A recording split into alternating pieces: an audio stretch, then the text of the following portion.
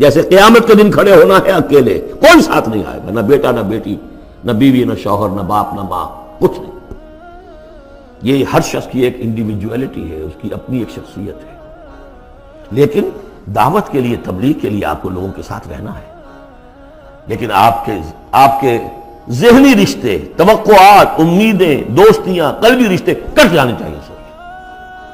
سب سے کٹ کر صرف اللہ کے ساتھ رشتہ۔ رب المشرق والمغرب، وہ تو رب ہے مشرق کا بھی مغرب کا بھی، لا الہ الا ہو، اس کے سوا کوئی معبود نہیں، فاتخذہ وکیلا، بس اسی کو پکڑ لیجئے اپنا جو ہے کارساز۔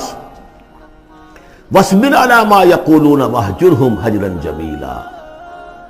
اور جو کچھ یہ کہہ رہے ہیں اس پر صبر کیجئے۔ یہ مجنون کہہ رہے ہیں، شاعر کہہ رہے ہیں، ساحر کہہ رہے ہیں، جو کہہ رہے ہیں، صبر کیجئے۔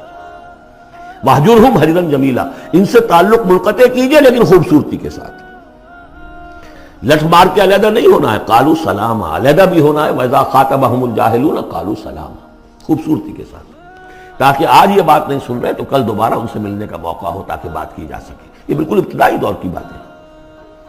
پھر وہی بات آگے، ذرنی، مجھے چھوڑیے، ذرنی والمکذبین اولی النعمہ، چھوڑیے مجھے اور یہ جو جھٹلانے والے ہیں، جو بڑی نعمتوں کے اندر ہم نے ان کو رکھا ہے، اولی النعمہ، ہم نے ان کو کھانے پینے کو دیا، اولاد دی، بڑی سی جائیداد دے دی، وَمَهِّلْهُمْ قَلِيلًا، اور اے نبی ذرا انہیں کچھ دیر مہلت دیجیے، جلدی نہ کیجیے، وَلَا تَعْجَلْ عَلَيْهِمْ، یہ بھی ہم پڑھ چکے ہیں، ان پر جلدی نہ کیجیے، مَهِّلْهُمْ قَلِيلًا، آخری پارے میں بھی آ جائے گا سورۃ آئے، مَهِّلْهُمْ أَمْهِلْهُمْ رُوَیدًا، تو ان کو ذرا مہلت دیجیے تھوڑی دیر کی۔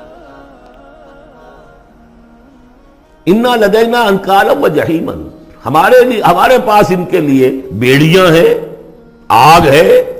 وَطَعَامًا ذَا غُصَّةٍ، کھانا وہ ہے کہ جو حلق میں اٹک جائے گا، زقوم میں منہ ماریں گے، وَعَذَابًا أَلِيمًا، اور دردناک عذاب ہے۔ یہ جا رہے ہیں کشا کشا ادھر، لیکن یہ کہ ابھی ہمیں وہ اجل مسمى جب آئے گی اس وقت تک کے لیے ہم انہیں مہلت دیں گے، ان کی رسی دراز کریں گے۔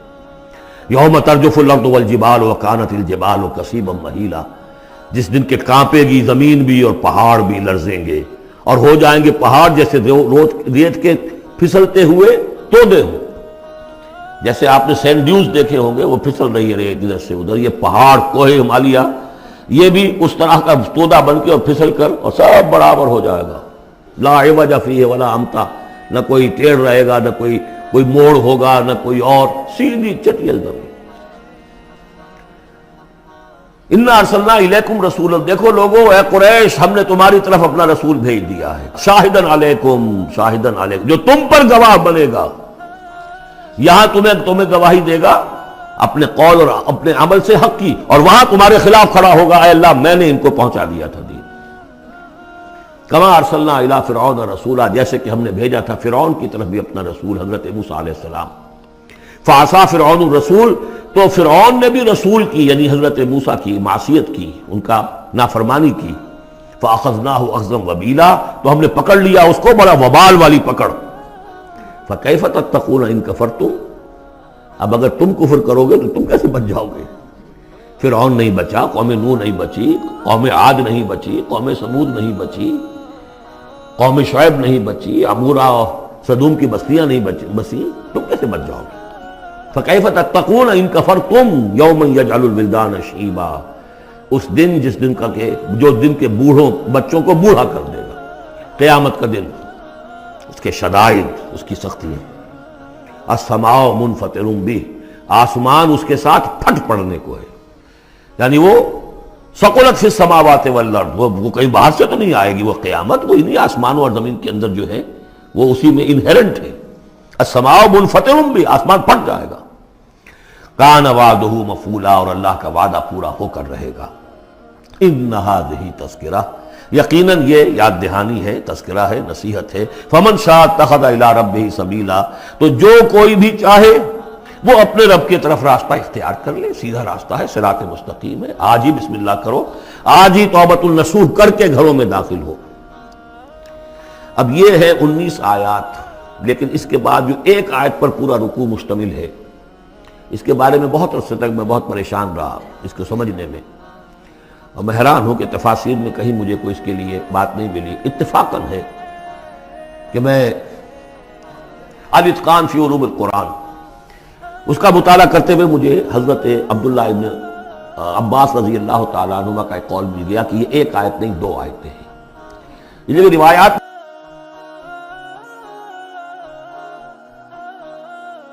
ختم ہو گیا، کوئی کہتا ہے کہ یہ 1 سال کے بعد آئی، کوئی کہتا 16 ماہ بعد آئی،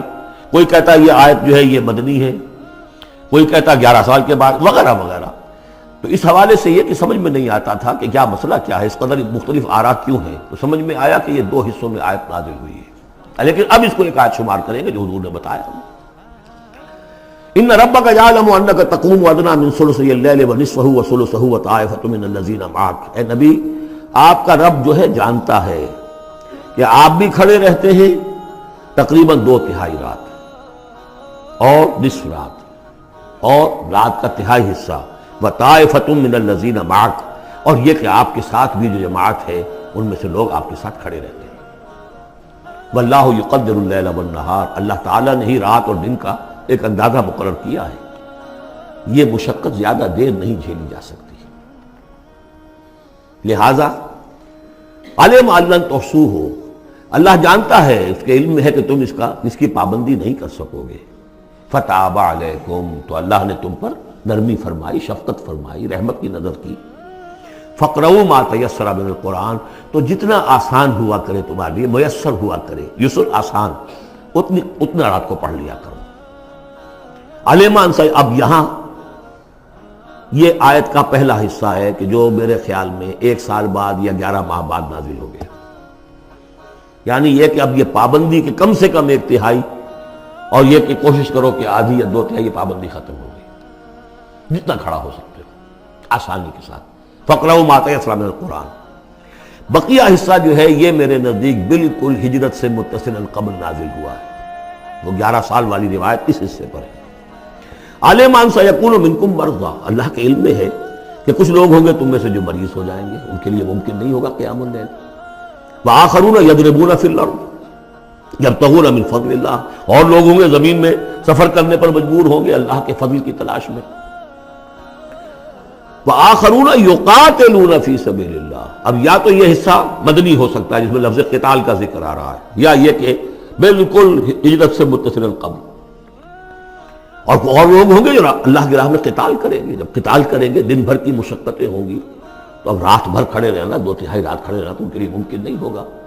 فقرؤوا ما تیسر من، ایک تو اسی جو بھی تم کر سکو جتنا آسان ہو اتنا پڑھ لیا کرو۔ وَأَقِیمُوا الصَّلَاةَ وَآتُوا الزَّکَاةَ، اب نماز پنجگانہ کا حکم آ گیا ہے سن 11 میں، جبکہ معراج واقع ہوئی،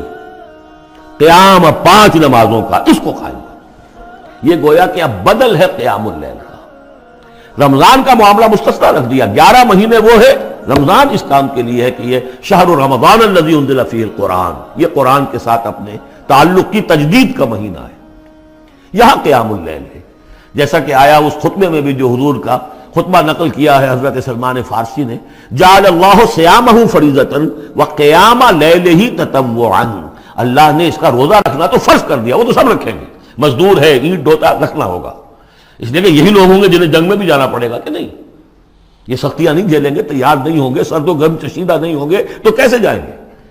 لیکن یہ ہے کہ عام لوگ رمضان کے اندر آ کر اس کو یہ کہ رات کے وقت جو ہے اس کو رکھ دیا، وجعل اللہ